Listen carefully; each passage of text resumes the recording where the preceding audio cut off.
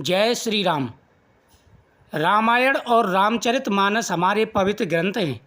तुलसीदास जी ने श्री राम को ईश्वर मानकर रामचरितमानस की रचना की है, किंतु आदिकवि वाल्मीकि ने अपने रामायण में श्री राम जी को भगवान की उपाधि दी है और साथ ही पुरुषोत्तम कहा गया है।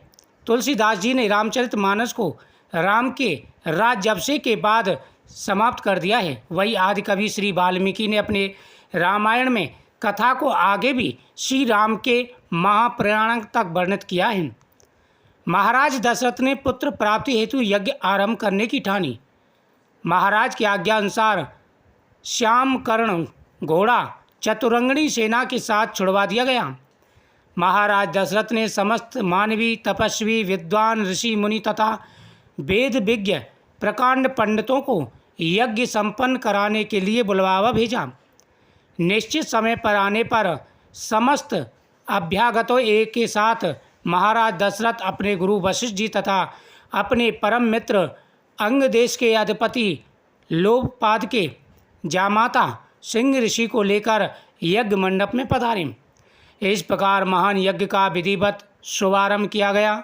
संपूर्ण वातावरण वेदों की ऋचाओं के उच्चारण स्वर में पाठ से गूंजने तथा समदा की सुगंध से महकने लगा।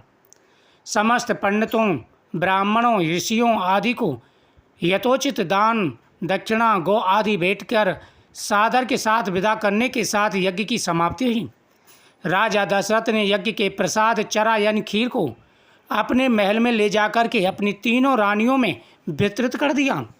प्रसाद ग्रहण करने के परिणाम स्वरूप तीनों रानियों ने गर्भ धारण किया।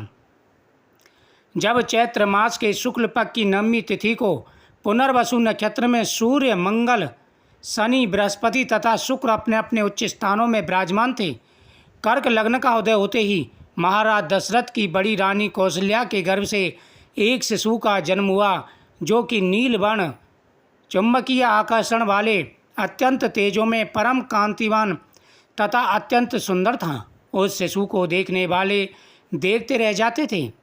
इसके पश्चात शुभ नक्षत्रों और शुभ घड़ी में महारानी केकई के एक साथ तथा तीसरी रानी सुमित्रा के दो तेजस्वी पुत्रों को जन्म दिया।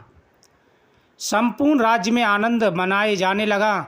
महाराज के चार पुत्रों के जन्म के उल्लास में गंधर्व गान करने लगे और अप्सराएं नृत्य करने लगीं। देवता अपने विमानों में बैठकर पुष्प वर्षा करने लगे। महाराज ने उन्मत्त हस्त से राजद्वार पर आए चाट भाट चारण तथा आशीर्वाद देने वाले ब्राह्मणों और याचकों को दान दक्षिणा दी। पुरस्कार में प्रजाजनों को धन्य धान्य तथा दरबारियों को रत्न तथा आभूषण प्रदान किए।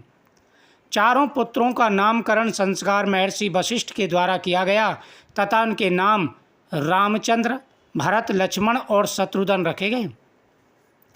आयु बढ़ने के साथ ही भगवान रामचंद्र गुणों में भी अपने भाइयों से आगे बढ़ने तथा प्रजा में अत्यंत लोकप्रिय होने लगी।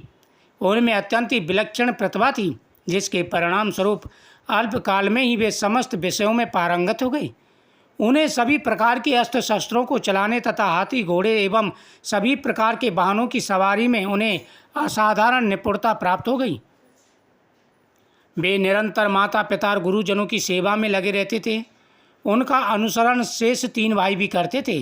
गुरुजनों के प्रति जितनी श्रद्धा भक्ति इन चारों भाइयों में थी, उतनी ही उनमें परस्पर प्रेम और सौहार्द भी था। महाराज दशरथ का हृदय अपने चारों पुत्रों को देखकर गर्व और आनंद से भर उठता था। चैत्र मास की शुक्ल पक्ष की नवमी तिथि के दिन, जिसे रामनवमी के नाम से जाना जाता है, भगवान श्री रामचंद्र जी का जन्म हुआ था।